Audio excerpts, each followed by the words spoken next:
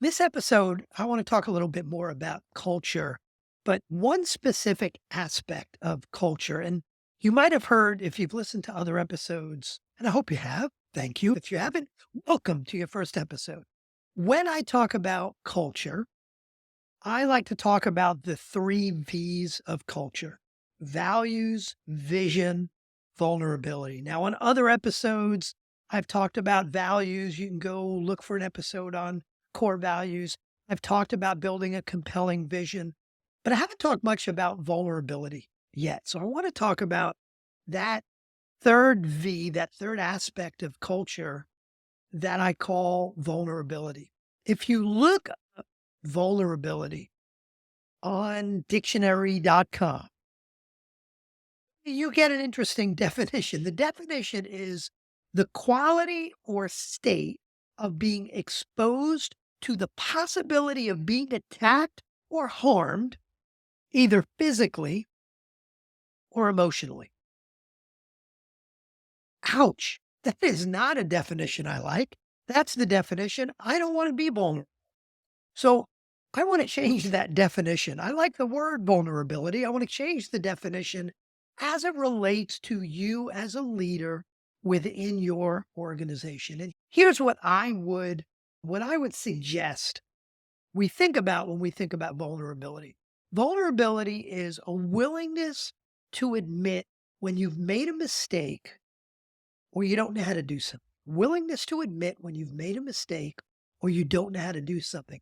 It's a willingness to give and receive honest feedback without fear of retribution. So it's about that psychological safety. It's a willingness to subvert your needs to the needs of the team. Those are definitions of vulnerability that I think are really, really important. And in fact, there's a great book called The Culture Code by Daniel Coyle, and it's a book you ought to go read. One of the things he talks about is what he calls the vulnerability loop. And the vulnerability loop very simply says that if I decide to trust you enough to share something with you that I'm uncomfortable about, and I say to you, this project we've got going on, I've never done it before. I've never done this kind of work before, and I'm just not sure how to move forward. And the other person hears that vulnerability. He knows that I'm trusting. You know that I'm trusting you. So you decide, well, you can now trust me. And you might say, hey, I get that. And I could probably help you with that. By the way, I had a similar problem at a project last year I was working on. And here's what I did about it. So you trust me. You're vulnerable with me. Now I feel like I could be more vulnerable with you. And we get that vulnerability loop. And now we could be open and honest with each other. And that's what's so important about vulnerability on a team. Without vulnerability on a team, we hide things. We hide what we don't know. We hide our mistakes. We don't give people feedback. We're not comfortable receiving feedback. All of those things could really kill a team. So vulnerability is critical. And what I want to share with you today is there are a number of exercises you can do to increase vulnerability on the team. Just working together through challenging circumstances is the best thing you can do. But I want to share with you my favorite exercise. And again, while you can't rely on exercises, you have to work at this every single day.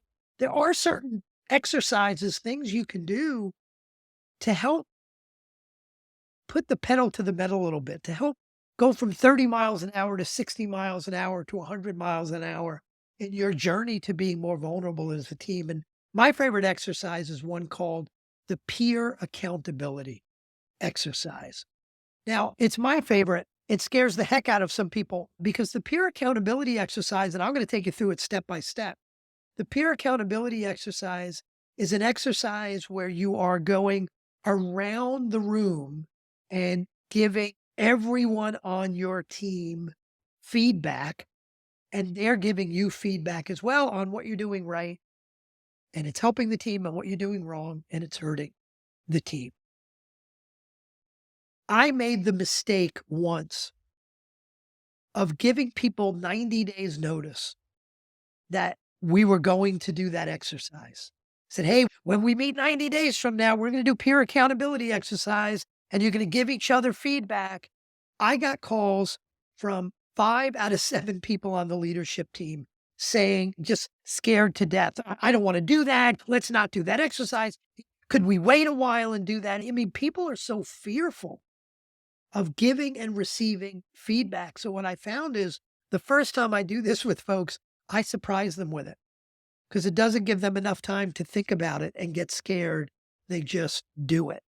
And this is an exercise I like to do at least once a year. I like to do it every 6 months with a team. And let me take you through it. And then when we get through it, you'll better understand what it's all about and why it's so important. But the exercise starts out with self-work. And what I do is I will give everyone on the team a sheet of paper and they've got to write down the names. And I'm typically working with the CEO and the leadership team. Now you can do this with any team, but let's assume for now it's CEO and leadership team.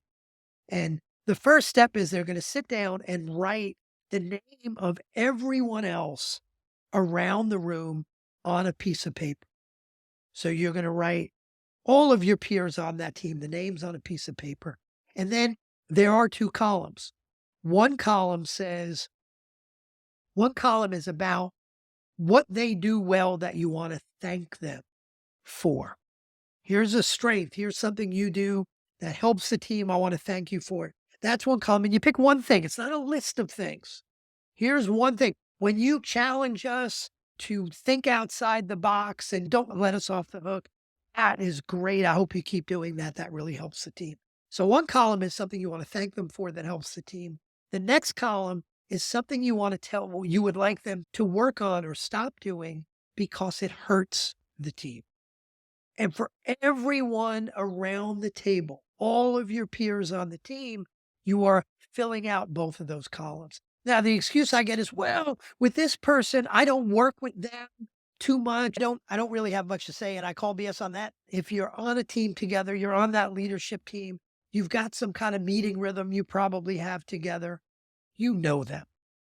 And most people who have a blank on there and they say, I don't know what to put. It's not that they don't know what to put. They have a fear of saying what they truly feel. And it's important to work and get over that fear. And what I tell people is, if you don't give someone feedback, oh, you're great, I don't have anything negative to say, that's garbage. And what you're doing is by holding back that thing that you really should be saying, you are hurting that other person. So you really owe it to everybody around the table to give them feedback.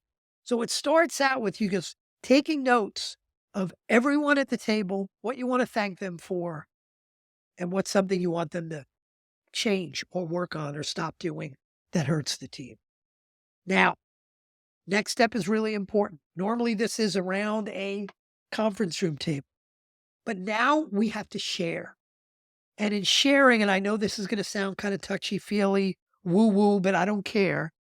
Sharing it, it's really important that you get out from behind the table. And I have my team sit in a circle with nothing in between them. So get out from the table, find a way to sit in a circle. There's just something about having a table in between you and the person you're talking to. It's like an obstacle in the way from being totally open. So I like to get everybody sitting in a circle, not sitting on the floor and holding hands. You could sit in a chair, but you're in a circle with nothing in between. And the feedback always starts with the CEO. The CEO is going to get his or her feedback first because I want that CEO to be the model of how to accept that feedback. And I'm going to tell you in a minute how to do that.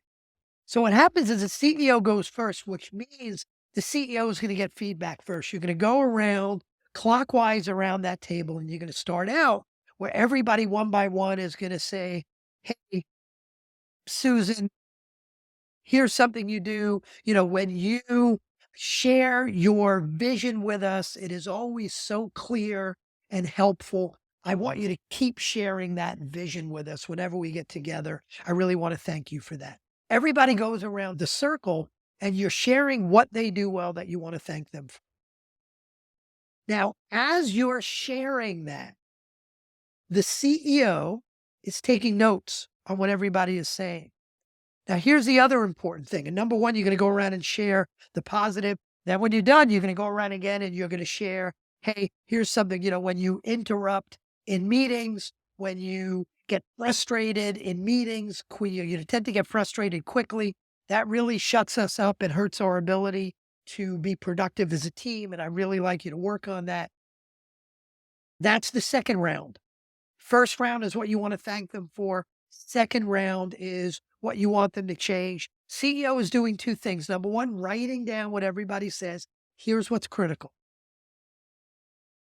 As the person getting the feedback, when you get the feedback, you have one of two responses that you can give. One response is to say, thank you. Thank you does not mean you agree with them. Thank you means you're thanking them for having the courage, the honesty, the passion about the team. You're thanking them for giving you that feedback. Whether you agree with it or not, you're thanking them. So that's number one. Thank you. Number two, if you have a question, if somebody gives you feedback and you really don't understand what they're saying, and you could say, hey, I don't understand. Could you say it in a different way? Or could you give me an example of that? That's fair. Ask that question. You're not debating it. You're not arguing it. You're not agreeing with it or disagreeing with it. If you have a question, you're asking, and then you're saying, thank you. I don't move to the next person when I facilitate this. I don't move to the next person unless I hear a thank you. Now, is it okay to say I agree? No. And here's why it's not okay. If you're going around the circle and you're saying, yeah, thanks, I agree, I agree, I agree. And then someone else gives you feedback and you just go, thank you, and you don't agree. That person knows you're calling BS on what they said. They're not going to feel comfortable giving you feedback the next time. So it is ask a question if you need to, ask for an example if you need to, and then thank you. So the CEO goes first, the positive, then what you want to see them change, and then you move on to the next person and you do the same thing. And you go around the circle in that way with everybody taking notes, everybody saying thank you after they get it. And you go around until you're done. When you're done, and here's the reason you're taking notes. When you're done with that, the next step, what I ask my teams to do, now that you're done, I want you to look at that list of feedback that you've got, the stuff they want you to keep doing, stuff they want you to change or stop doing. And from that, we're going to go around the circle again, only this time what we're going to do is, again, starting with the CEO, you're going to commit to this team one or two things, one or two behaviors you're going to commit to changing, or one or two actions, specific actions you're going to take over the next 30 days. And you're going to commit that to the team. It's not a bad idea for the team to then write that down so they can hold you accountable. Part of your job as a team is to hold your peers accountable for the commitments they're making back. The more specific the commitment, the better. If you say something like, over the next 30 days, I'm going to commit to improve my communication. That's garbage. How is someone going to hold you accountable for that? But if someone says, I promise over the next month, I'm going to do my best not to interrupt people before they're finished speaking. That's specific. So everybody goes around and commits one or two specific actions they're going to take. Now, there's two reasons why I just love this exercise. The first one is the obvious one. When I ask people, why do you think we did this exercise? They'll say, oh, because we all got great feedback. And by the way, once everybody's done and they've given the feedback, they've received the feedback, they go, that wasn't so bad. When you first said it, it scared me to death, but that wasn't so bad. So the obvious thing is everybody's getting great feedback to improve themselves, improve the team, Beautiful. Here's the one that's not so obvious, but it's actually the number one reason I do this is what this does is it starts building your muscles around giving and receiving feedback, around having honest, sometimes brutally honest discussions. When you've got the ability to tell your CEO that he squashes conversations really quickly and it hurts the team. I mean, that's not an easy thing to say. You start building your muscles to be honest like that. Now you don't have to wait until the next peer accountability exercise 6 months from now. You start getting more comfortable giving folks feedback, good or bad. You get more comfortable giving folks feedback in the moment. You get more comfortable receiving that feedback and reacting to it. That's the reason to do it. It builds those muscles of vulnerability. Remember, I said part of vulnerability is a willingness to give and receive honest feedback without fear of retribution. A willingness to admit you've made a mistake or that you don't know how to do something. This starts building those muscles, a willingness to subvert your needs to the needs of a team. You may have the needs to move really fast and get on with the conversation, but your team needs something else. You might need to subvert your needs, change your behaviors. So it's so critical to build those muscles. Now, I have other exercises, which I will probably share on other episodes. You may have some exercises that help build vulnerability, and they're not trust falls, but peer accountability is my favorite. I may share some other ones, but I hope that helps. If you buy my book, Breakthrough Leadership Team, or you have my book, take a look in there in the chapter on building vision. There's a whole step-by-step for this peer accountability exercise. But you really don't need that now that I've given you. Go back, rewind, write it down if you need to.